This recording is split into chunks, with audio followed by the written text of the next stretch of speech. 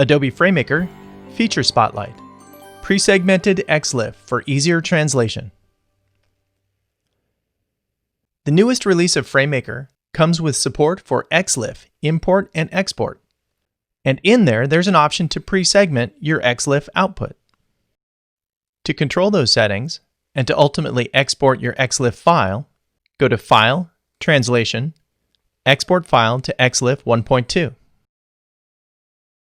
Here, I've already selected my Apply XLIFF segmentation rules. Segmentation is the process of breaking up long strings of content into more easily translatable smaller strings. A simple example of this might be in setting up rules that break a single paragraph into its component sentences.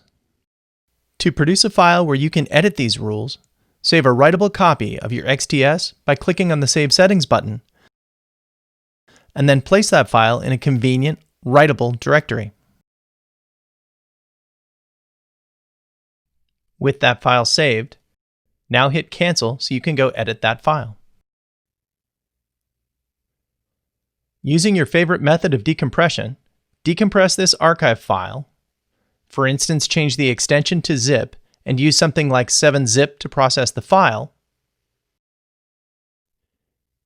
and you'll be able to explore the contents of this XTS file. In here, you'll find many opportunities for customization, including the srxrules.xml file.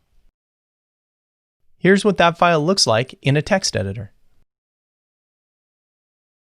Using XML syntax, you can now write regular expressions to segment your larger strings into smaller ones.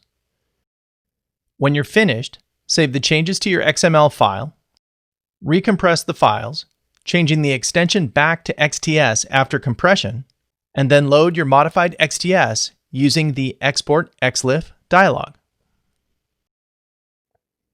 The ability to customize your XLIFF export is yet one more way FrameMaker stands out as a world-class multilingual document solution.